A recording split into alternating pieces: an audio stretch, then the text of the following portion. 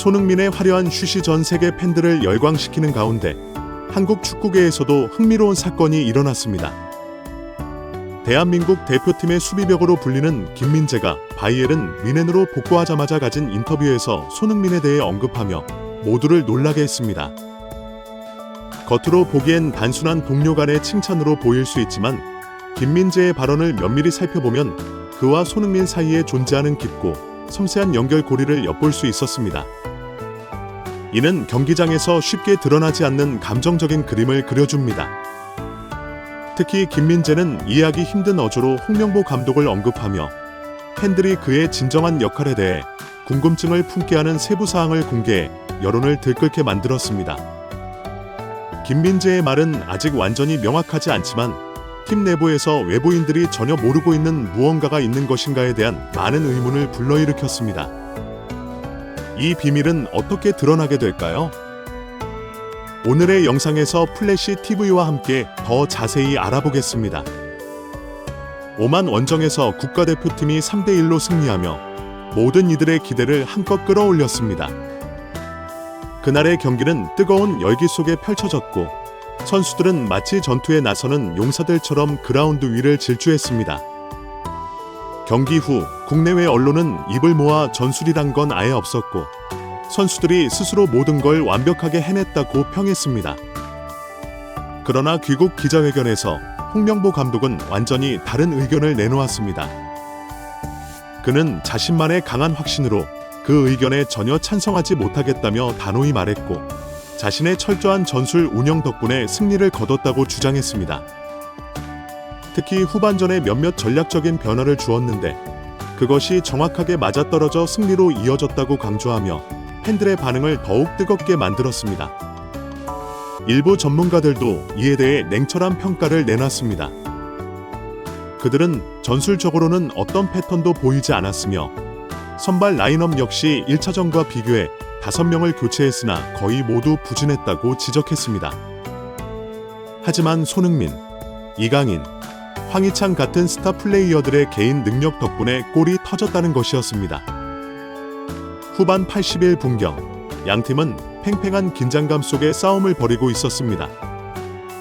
경기 종료까지 남은 시간은 단 10분.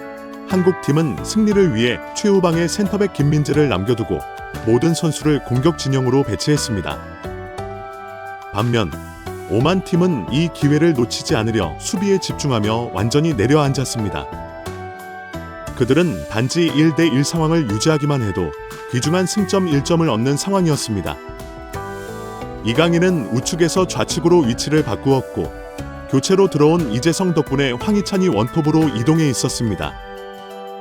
손흥민은 프리롤로서 좌우와 중앙을 자유롭게 넘나들며 공간을 창출하려 했습니다. 그 순간 이 3명의 선수들이 만들어낸 콜라보는 마치 예술 작품처럼 빛났습니다. 손흥민이 공을 받기 위해 필드를 누비며 내려온 순간 모든 시선이 집중되었습니다. 그때 상대 센터백은 손흥민을 막기 위해 급히 따라 나섰고 그 결과로 왼쪽에 커다란 공간이 생겨났습니다. 바로 이 순간 우측에서 스위칭하며 움직이고 있던 황희찬에게 기회가 찾아왔습니다. 하지만 황희찬은 타이밍을 놓치고 말았습니다. 결국 황인범은 고심 끝에 이강인에게 패스를 선택했습니다. 이강인은 공을 잡자마자 전방으로 패스할 기회를 엿보며 주변 상황을 빠르게 분석했습니다. 그러나 빈 공간에는 아직도 황희찬이 들어오지 않은 상태였고 또 다른 옵션인 풀백도 너무 뒤에 있어서 적절한 타겟이 아니었습니다. 그렇기에 그는 신중하게 공을 간수하여 한 바퀴를 돌았고 가장 안전한 선택지인 손흥민에게 다시 패스를 보냈습니다. 바로 이 순간부터 모든 것이 변하기 시작했습니다.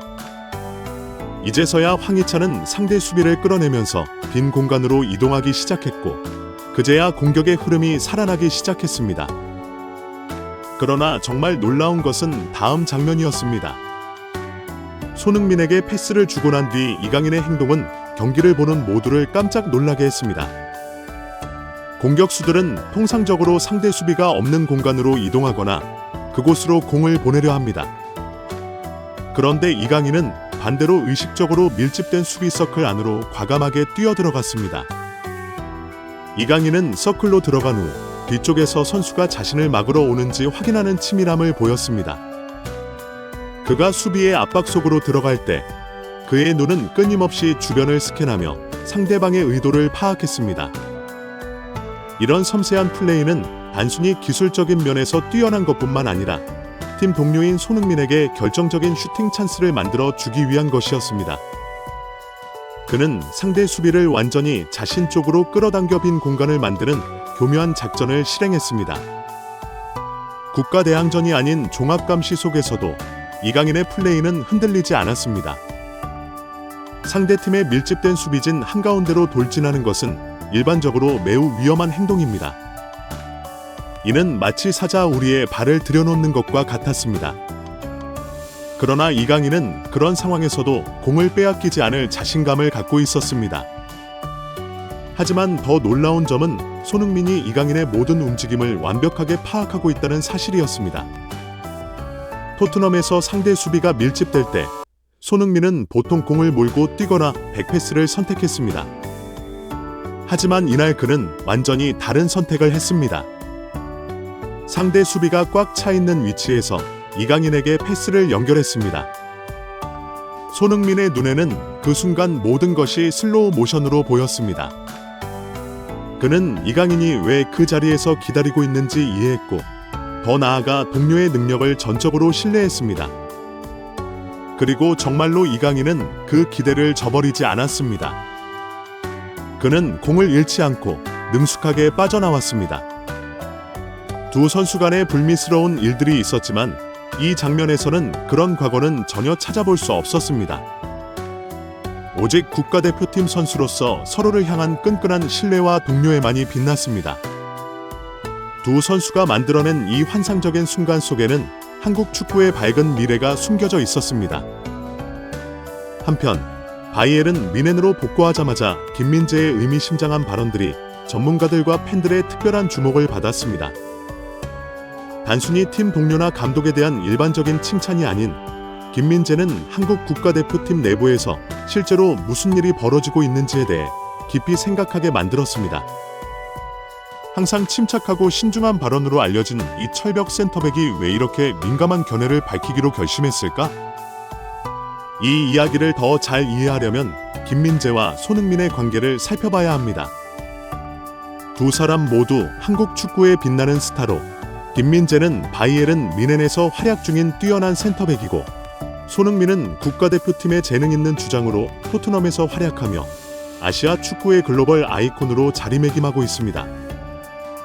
경기장에서 그들은 신뢰할 수 있는 동료일 뿐만 아니라 팀 전체의 경기 스타일의 변화를 가져올 수 있는 능력을 가진 사람들입니다. 최근 인터뷰에서 김민재는 손흥민에 대해 존경과 경외심을 담아 이야기했습니다. 그는 손흥민을 단순한 골잡이가 아닌 팀의 정신적 지주이자 진정한 리더로 묘사했습니다. 그러나 사람들의 이목을 끈 것은 이러한 존경심이 아니라 김민재가 두 사람의 관계를 묘사한 방식이었습니다.